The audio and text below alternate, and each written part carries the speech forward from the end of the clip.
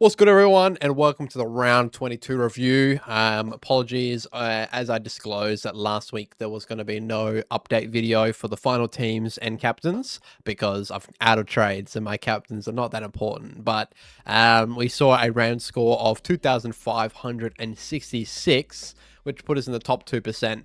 So back to being good, which is something I'll definitely take, although I've seen some massive scores this round, and this score was not including Rankine's 220 plus, which I think, in my personal opinion, was heavily overscored.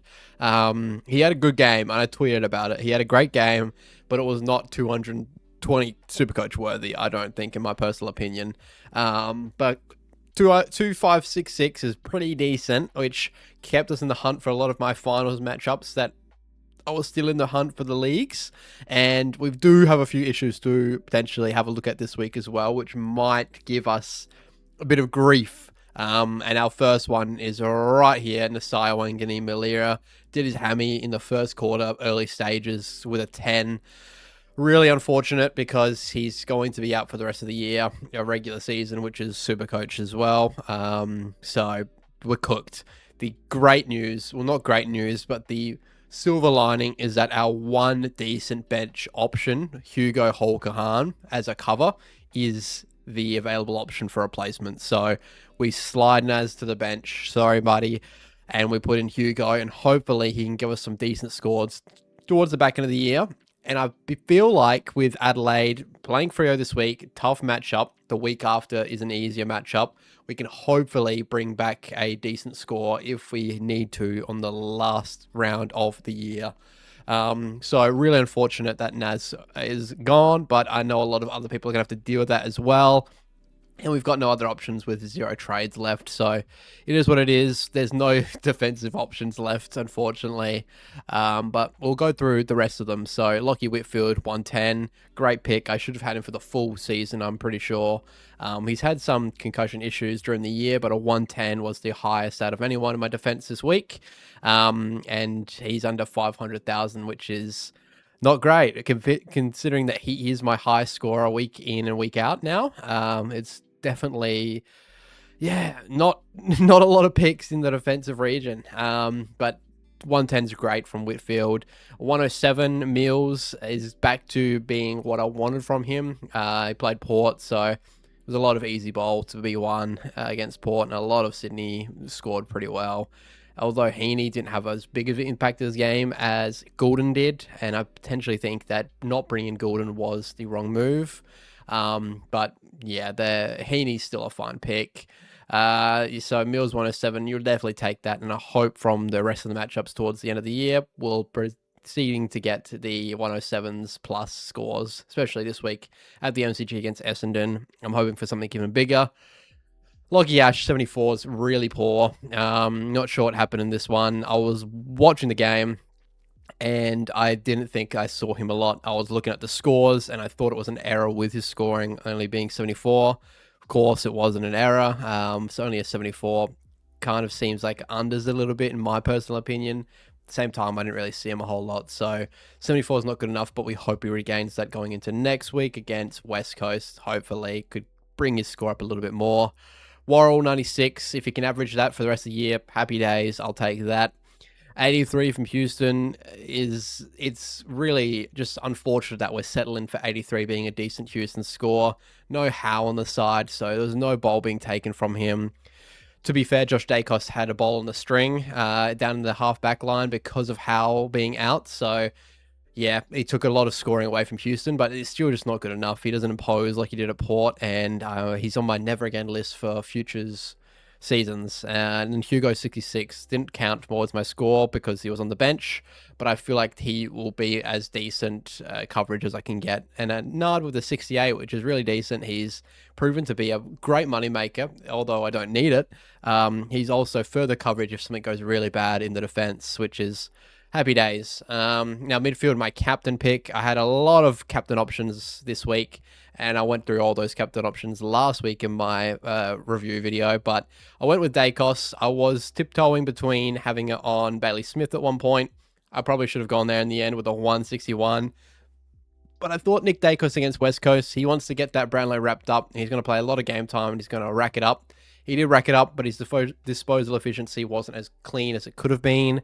And it resulted in a 132, which is in any week a great captain score. In this week, it could have been a lot more.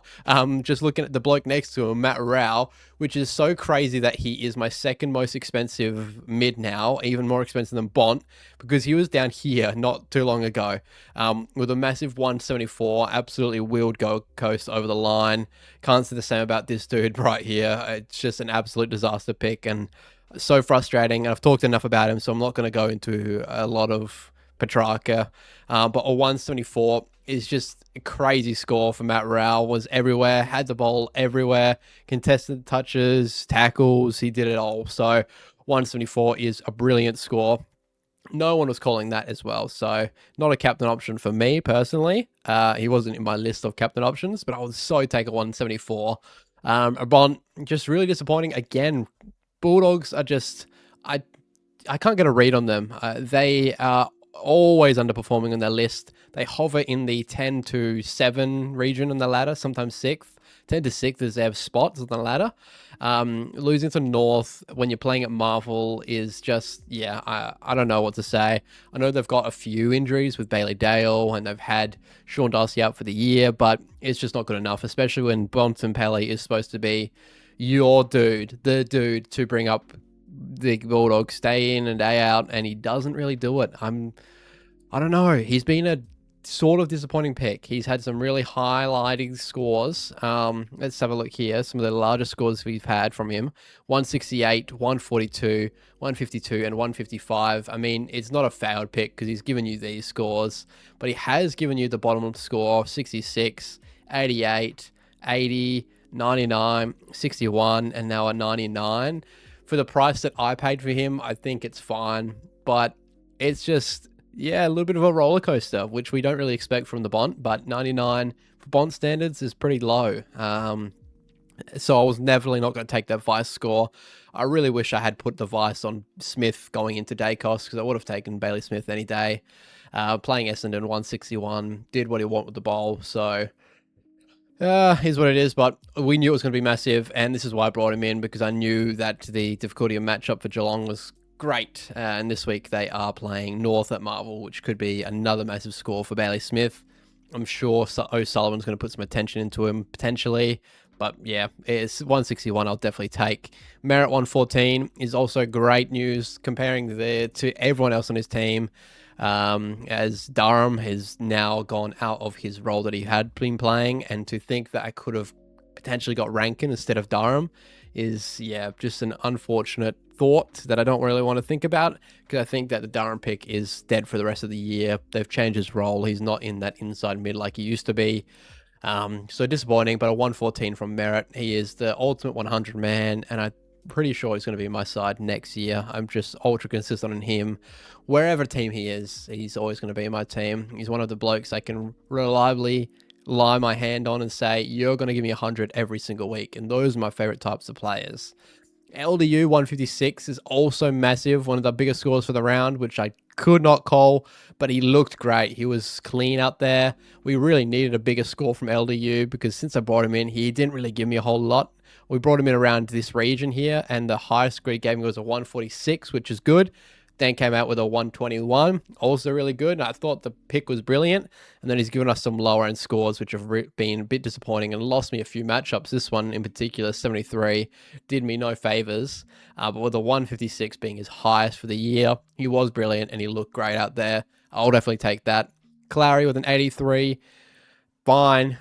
It's a week to have an off week, potentially. Didn't really have as much of the bowl as you would think, as Clary has had recent times. But he's been a consistent pick for myself as well for the year. So nothing to write home about. And it's good that we've had these other highlighting scores, big high-end scores, so we can kind of give Clary a week off. And Heaney 93 could have feasted a little bit more with Port being absolutely walloped by 100, but 93 is fine as well, and we didn't pay a whole lot for him. He's still lost going down in price since we brought him in, but we had that money to use, so fine with that. Now, on the bench, Franco, Ison, and Schomburg all not playing, which is a worry if we do have something go wrong in the midfield. I have Hugo that can swap to the midfield, but no defensive mids to swap with him, so that is a definite worry. So I'm hoping that Franco can come back very shortly. I don't know how long the time frame was for his cut on his knee, but I'm hoping he was great when he was in there, just to get him the last couple rounds so I can have that coverage on the bench if something goes wrong. Thank God we're going into round 23 because there's only 2 more rounds to go, which means that there is only 2 more weeks for something to go wrong. So yeah, I think coverage-wise we're okay on the bench. My rucks, it actually worked out pretty well for both of them playing against each other. I didn't expect Jackson to score well more than Gawn, and in this case we did see a 149 out of Jackson for a 105 for Gawn. I didn't call that, but I'm happy that both were 100 plus, especially when Grundy's out. Congrats to Grundy and his kid, but that really helped me in a few of my matchups that my other teammates had Grundy in. And I don't know if Jerry scored pretty well. I think it was like a 90 something. So yeah, ruck options all was the best options available in my opinion again, except for Darcy Cameron, who's actually been a sneaky second half of the year great pick. But I'm happy with these two for sure. And then forwards, Sheasel 96, one of the lower end scores from Sheasel in recent times, which is crazy because if I got a 96 out of Houston, I'll be singing his praises, but a 96 for Sheasel is fine. He let Luke Davies-Uniacke do a lot of the work for him, so that's okay. And then Horny, the Hornet, 99 is pretty decent considering he went out, I think, halfway through the 4th quarter. Looked like the only port bloke that wanted to try out there, as usual for this year. It's been the consistent trend that Horny is the only one that wants to do anything out there. But yeah, his second half of the year form has been brilliant. We thought that it was going to be a really bad injury just by watching on the TV. I was thinking this year can't get any worse. Now that Horn-Francis is going to have a real bad knee injury setback. They said, or Josh Carr said after the game, that it doesn't look bad. They've done all the testing and he's passed most of the initial testing for ACL and all that. They've done scans, not an ACL, of course, which is great news. It's a bit of hyperextension, so he's a bit of a cloud into where he's going to play this week, which will definitely leave us in a bad position because our only coverage on the bench is McKenna, who play Gold Coast at the Gabba this week. So who knows what happens there. We're probably getting a shoe-in 60 from him. But yeah, it's something to keep an eye on for sure. And hopefully he's good enough to come back for the last round and potentially Barter's last port game as well. I think he might want to be playing in that one. So we'll see what happens with him. Brad Hill, 115, he almost had a really bad injury as well. He did it, almost looked like he did his knee, came off, did some assessment in the rooms, actually came back on and then produced the 115, which is great considering that we thought he was going to be cooked as well. And he is actually probably going to pick up a lot of load now that Naz is out of the side. He's going to be the man down back doing everything. No Sinclair, no Naz. It's Bradley Hill time. He's going to get attention put into him, which I don't think Brad Hill is used to. So it's going to be really intriguing. His matchup is Richmond at the MCG this week. So who knows what happens there. But I'm happy with the pick because of what he's given me for the amount we paid for him. He's had that role in lockdown. So I'm going to continue with hopefully some decent scores. Cozzy Pickett, 118. He's been a solid pillar for the back end of the year. He had some middle of the road scores that were frustrating me when I first picked him up, but he's come good. I think that out of all our forward options, bar Rankin this week, which is absolutely crazy and brought his average way up there, I think that Cozzy's been one of the most consistent. I spoke on Durham, 67. He's taken that role off of him. He's playing more of a forward hybrid role now, which didn't suit the earlier bigger scores that we had and the reason we brought him in. So very worrying, but what can you do this late stage? You can't do anything whatsoever. So we're just going to leave that and see how that goes. Oh, and Petrarca, I don't want to go into too much about Petrarca, but it's just so disappointing. He's a shell of who he used to be, playing a different role. It just doesn't get him anywhere near the bowl.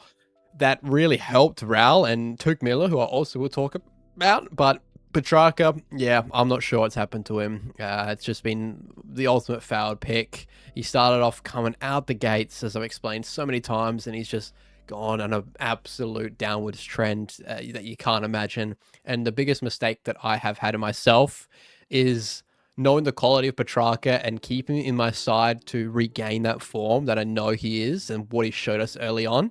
He just hasn't done that, so I'm not sure what to do with that. Nothing I can do this late anyway with no trades and injuries anyway, so we just got to cop it, and hopefully the last couple of games he shows something for us. Although I know a lot of other people are dealing with the same issues, so what can you do? McKenna 62, he is going to be that coverage for Horn Francis if he is out this week. Not happy about that because McKenna can give you a 30 to 50, sometimes a 60, so I'm not sure that it will count towards our total for the week next week, but at least we've got a fresh body on field for sure. And then our flex, 157 from Tuke Miller. I cannot believe a 157 came out of this bloke. I think Anderson had a little bit of a lower game and let the work go to Tuke and Rao. Tuke was actually heavily upscaled because of his forward impact, kicked 3 goals, I believe. And he is kind of playing that half forward meet and the stoppage and half forward role. So a 157 is the biggest score that he's given us in a long time. And he's most recently given us a 127, 79, 76, and then a 157. So we're probably going to expect another score around that 70 region next week. I'll take the 157 because it brings us back into the top 2K, which I forgot to kind of show, but I'll go back to that. So not expecting these bigger scores every week in and out, and it kind of saved us not having RANKINE because a lot of my teammates did have RANKINE, but my team is a bit better rounded this time of year, so we still finished pretty high in the top 2%. But if I had if I had RANKINE, wow, would this be a massive score. So that's the team this week. I'll go into captain picks in just a second because I'm not going to be doing my video for final captains and team. But I want to actually go into our season rank because I am sweating being in the top 2K. We actually went back up into the top 2K, which is crazy. After it was a doom and gloom episode last week when we went straight back down, we've gone straight back up with a top 2% round score. I am hoping to stay in the top 2K. I know that top 1K is out of sight with only two rounds to go, especially with NAS going down. So I'm hoping to stick in the top 2K, hold firm, and hopefully we can bring some bigger scores towards the end of the year with 2 more rounds to go. Now we'll go into our captain picks because I'm not really sure who I want to go with this week. I'll go through each individual team, as you can see on the side here, and probably give you some options for each one. So Freo versus Adelaide. I would be wary to go anyone in this matchup. I wouldn't go with RANKINE. I wouldn't go with any of the Freo boys. I'm just not, I wouldn't go with Jackson. McAndrew got rested this week and will come back in most likely, so he's going to be fresh and ready to go. I wouldn't go anyone from this matchup.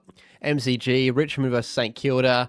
NAS would have been a shoe-in score for me at MCG, but now that he's gone, that's not an option. Brad Hill, I would not pick because I just presume that Richmond might want to put some attention into him to slow down him because he's the only option back down there pretty much. Potentially Max Hall as well. He's been pretty good recently, so I would not go with anyone from that matchup either. And then we got our first potential pick on this Saturday. Marvel Stadium, North versus Geelong. You can always confidently go with Sheasel. After a lower end score, he'll probably come back out again.